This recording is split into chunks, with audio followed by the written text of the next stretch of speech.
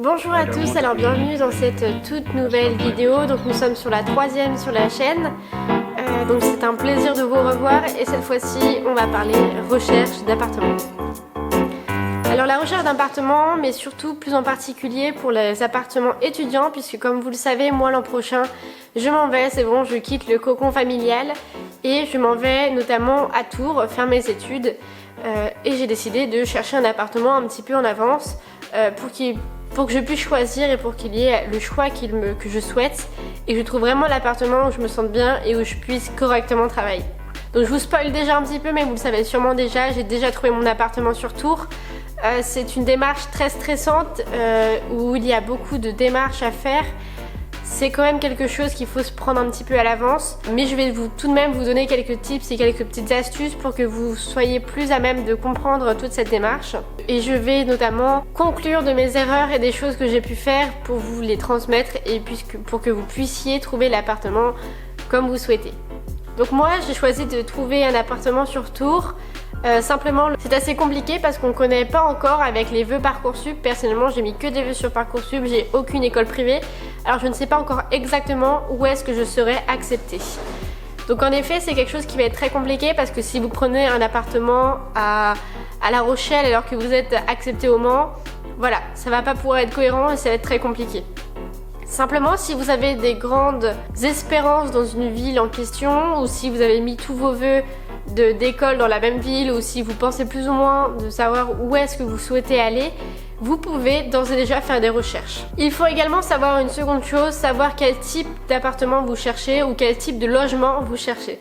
En effet, il existe la colocation, il existe les chambres chez les habitants, il existe les studios ou alors encore où on va avoir une pièce, deux pièces. Donc ces choix-là vont aussi être influés par votre budget et par les critères que vous souhaitez. Si vous souhaitez également plutôt être dans le centre, plutôt à côté de votre école, plutôt en banlieue, c'est vous qui choisissez. Ce sont tout un tas de critères que vous devez renseigner dans les applications ou tout du moins dans vos recherches. Donc en effet, je parlais applications, donc moi j'ai utilisé plusieurs applications pour faire mes recherches d'appartement. Je m'y suis mis déjà mi-mars, c'était très tôt pour une recherche d'appartement, mais vous pouvez toujours faire des recherches.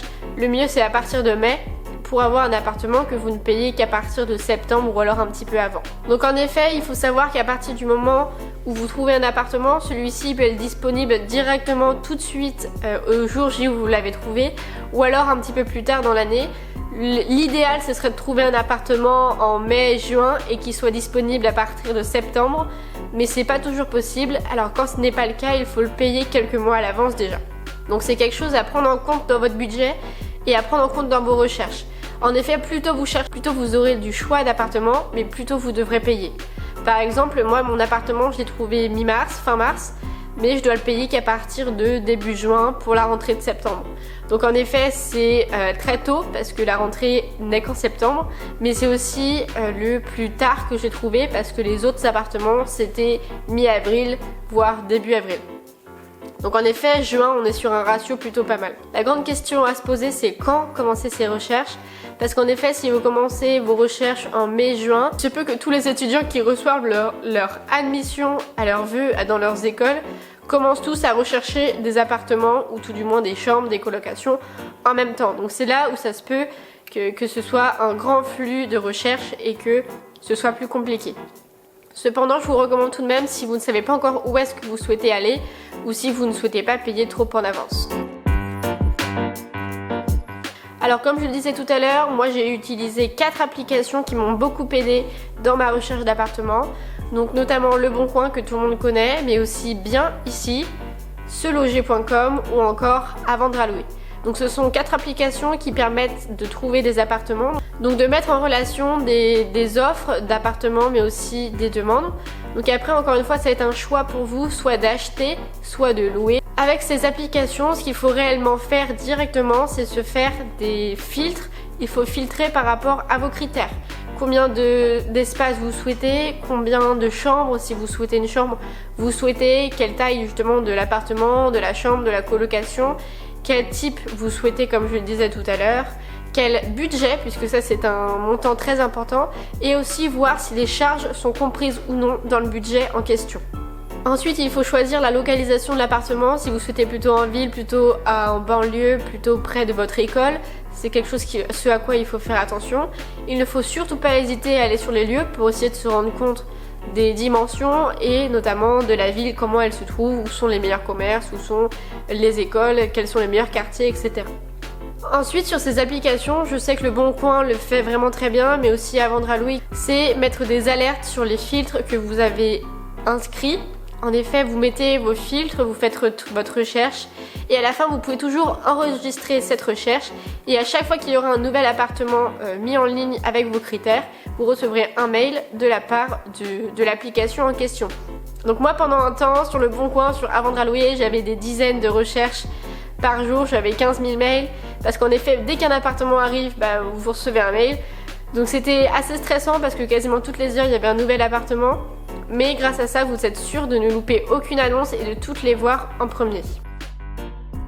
Ensuite, soyez très vigilants sur les annonces qui sont proposées. En effet, il faut voir la cohérence des annonces parce qu'il peut y avoir des fraudes, notamment sur Le Bon Coin où je suis tombée sur une fraude. Si vous voyez un trop bel appartement avec un prix très abordable, n'hésitez pas à contacter la personne en question. N'envoyez jamais vos pièces d'identité par mail et essayez vraiment de creuser l'annonce à chaque fois pour comprendre l'annonce et surtout visiter l'appartement pour voir s'il vous plaît ou non. Puisque souvent en luminosité ou alors en espace, on peut ne se rendre compte de cela que quand nous sommes sur les lieux. Suite à cette fraude, j'avais donc décidé de plutôt contacter une agence. Donc moi j'ai contacté l'agence Brossé sur laquelle j'avais trouvé un très bel appartement. J'avais visité donc ces appartements et suite à cela j'ai signé mon bail fin mars pour début juin. Donc choisir une agence, ça permet de choisir la sécurité, on va dire, parce que en effet vous êtes sûr que ce soit pas une fraude et vous êtes sûr d'avoir un retour derrière d'un propriétaire ou tout du moins d'une agence, et personnellement ça m'a vraiment rassurée. Donc ensuite, pour vous rendre compte, n'hésitez pas à visiter plusieurs appartements. Donc dites-vous qu'un logement étudiant, ce ne sera qu'un logement étudiant. En tout au plus, vous y vivrez 2-3 ans, voire un petit peu plus, mais ce ne sera pas l'appartement de votre vie, donc ne vous en faites pas. En effet, il faut que vous vous sentiez bien dedans, que vous puissiez vous projeter, vous puissiez travailler dans un espace calme ou alors un peu plus bruyant si vous le sentez comme ça. Mais en effet, ce ne sera pas l'appartement de vos rêves, ce ne sera pas le logement de vos rêves, mais il faut au moins que vous vous sentiez bien dedans et que si vous n'avez pas le bon feeling, ne vous pressez pas, vous avez le temps. En effet, il y a d'autres annonces. N'hésitez pas à bien regarder, à bien comparer, à vous mettre en avance pour que vous puissiez trouver ce qui vous plaît tout de même, qui soit dans votre budget surtout. Et voilà, moi je vous dis que du bonheur, que de la recherche sur Le Bon Coin, sur bien ici, À Vendre à louer ou encore Se loger. N'hésitez pas à croiser ces plateformes qui sont vraiment très bien et très adaptées pour des recherches d'appartements. Et voilà, maintenant c'est que du kiff, ça va être de la recherche pour vous, il va falloir se projeter. Bientôt je vous ferai une vidéo sur mon appartement. Bon bah voilà, j'avais plus de batterie donc je finis mon outro comme ça. Moi ce que je peux vous conseiller c'est tout simplement de kiffer, de faire vraiment une démarche qui vous plaise, une démarche dans laquelle vous vous projetez déjà.